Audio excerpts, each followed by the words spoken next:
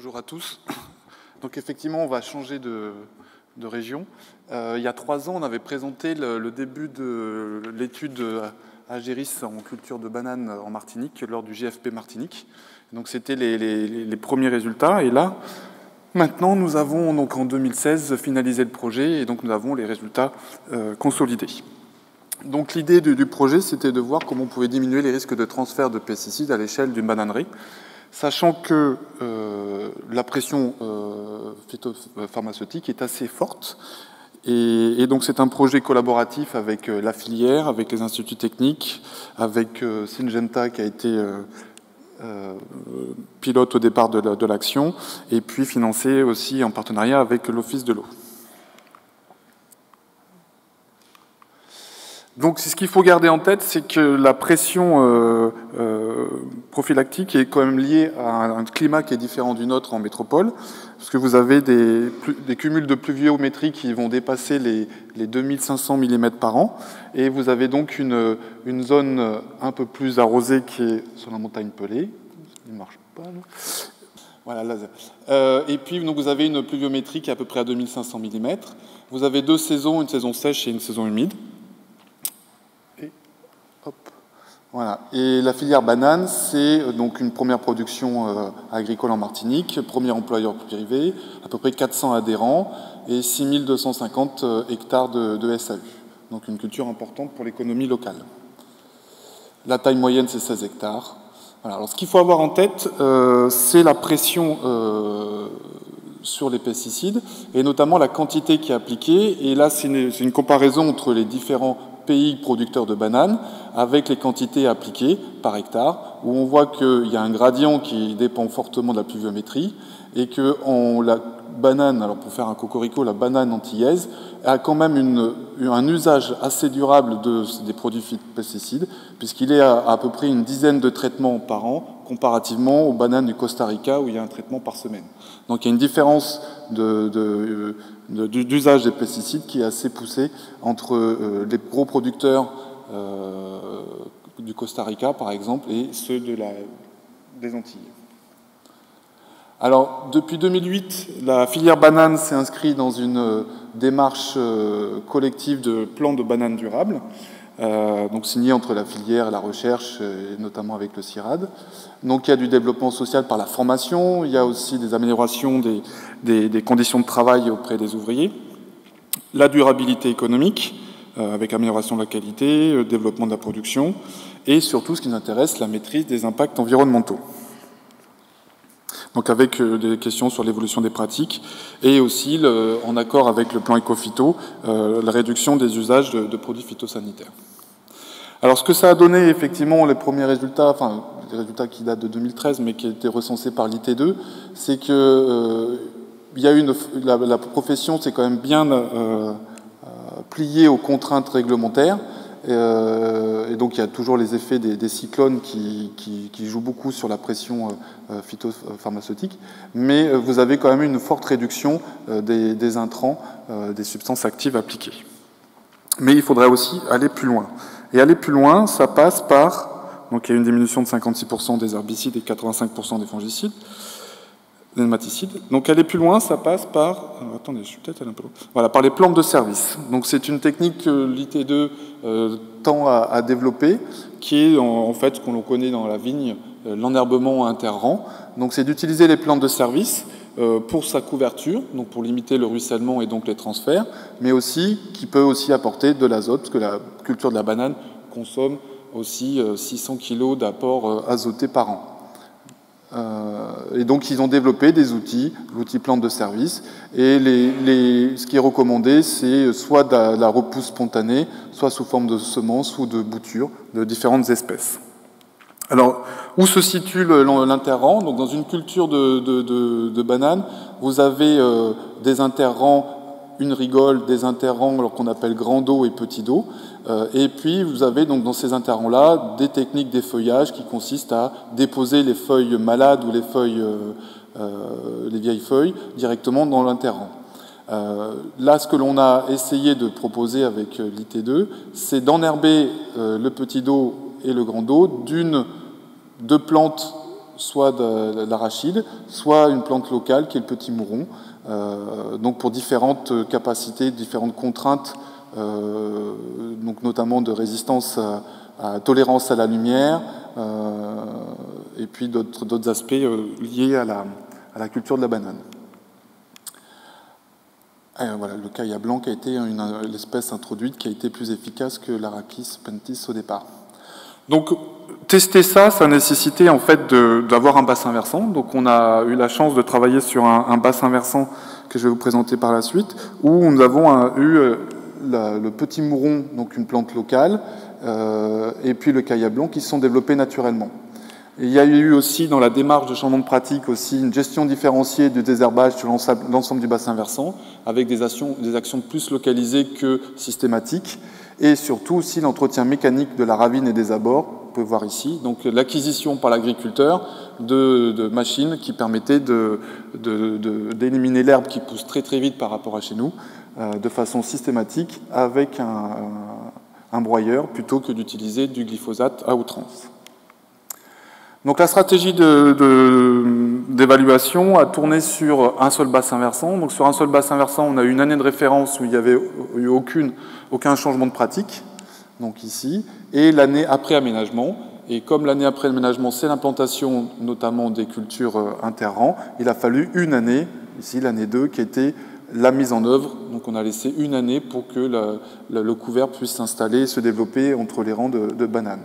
Donc on a fait une première année de référence de 2012 à 2013, l'année tampon, on va dire, de mise en place des couverts, et puis de octobre 2014 à décembre 2015, l'évaluation des aménagements. Donc l'évaluation se fait par comparaison des concentrations et par comparaison des flux exportés en termes de pesticides. Donc on se situe à côté du Lamentin, donc l'aéroport, à 5 km. Vous avez les coordonnées ici. Donc tout a été mis en place en mars 2012 et les suivis de qualité ont débuté en 2012 aussi.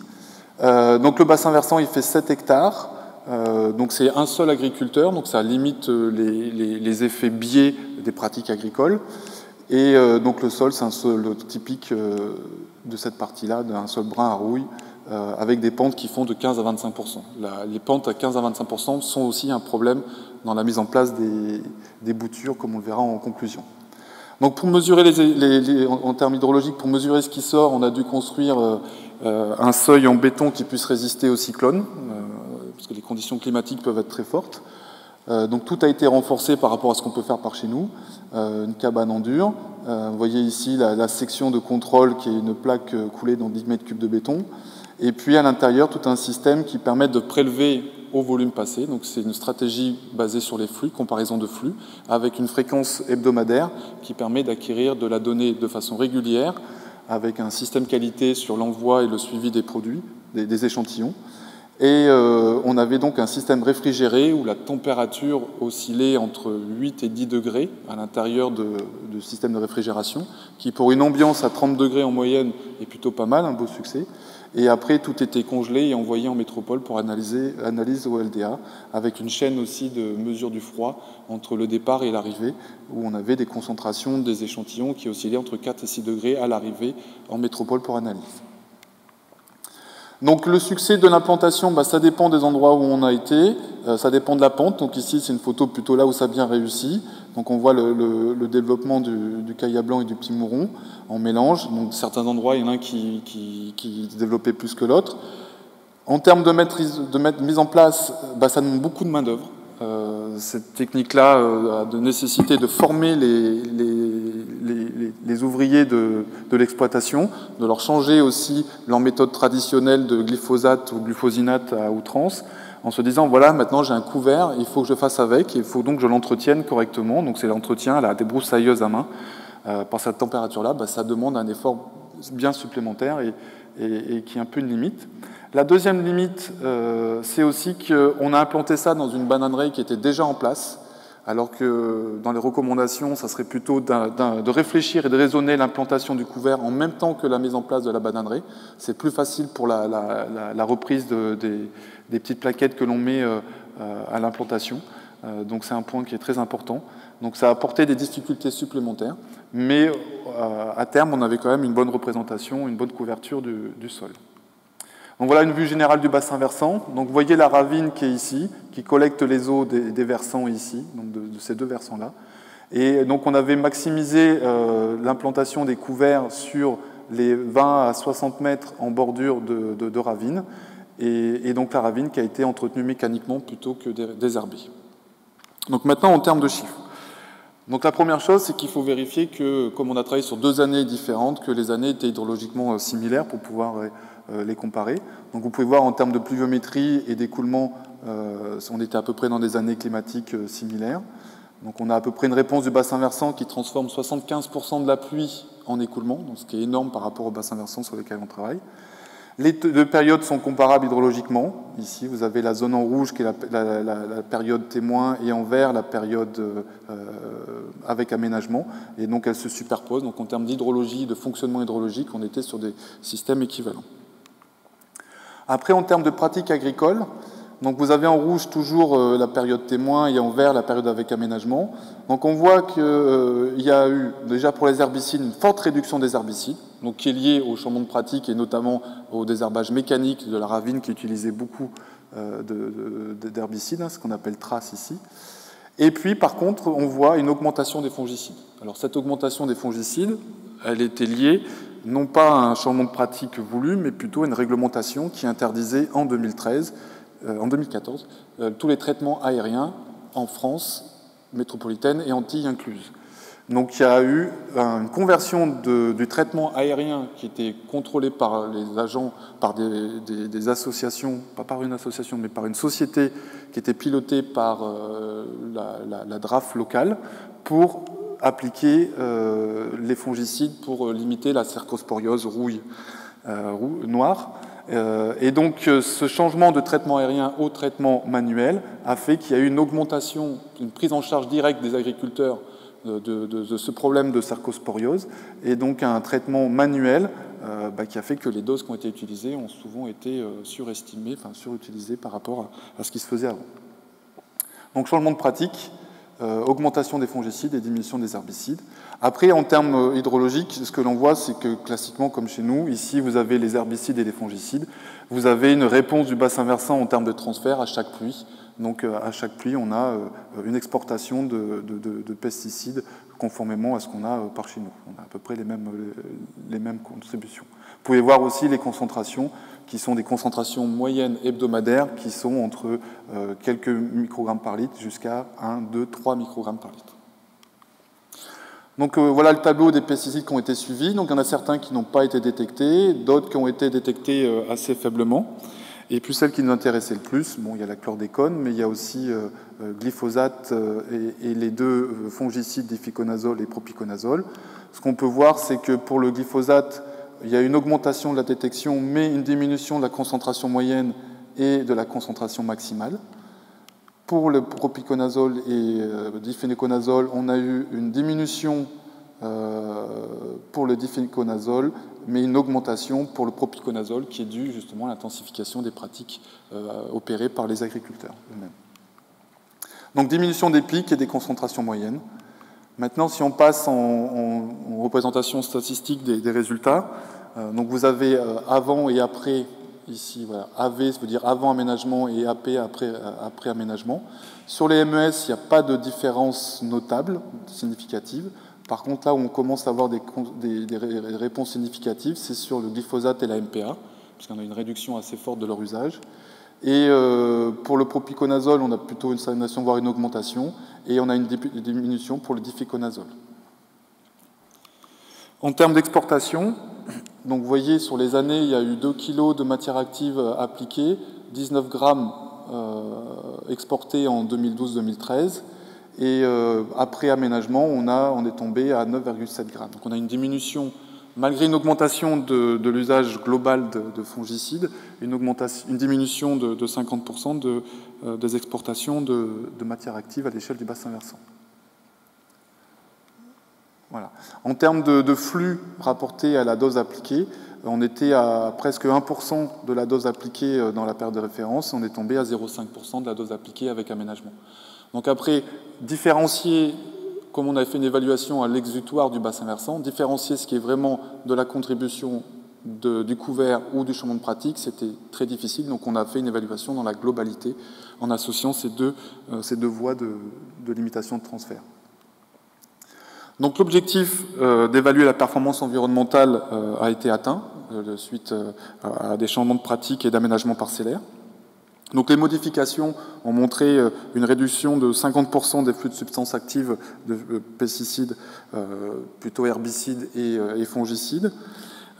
L'étude, par rapport à l'objectif qui était de montrer la réalisation concrète de champs de pratique à l'échelle d'une exploitation, comme ça a été montré aussi en Bretagne ou dans d'autres cas, c'est la même idée, c'est de faire un essai, de montrer que c'est réalisable par l'ensemble des agriculteurs, de faire une ferme référence qui puisse être visitée, comme elle a été visitée il y a 3 ans lors des journées du GFP.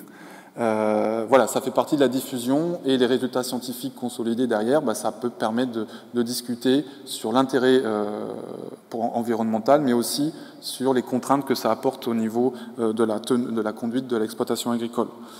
On voit que le choix d'une variété locale s'impose, c'est plus facile à reprendre et ça évite d'aller chercher des espèces invasives, mais qu'elle sera d'autant plus réussie qu'elle aura lieu en même temps que celle de la banane. Donc il faut réfléchir dès le début de la rotation, vu qu'une bananerie tient à peu près 8 ans, dès le début il faut commencer à mettre en place le couvert dans l'interrang.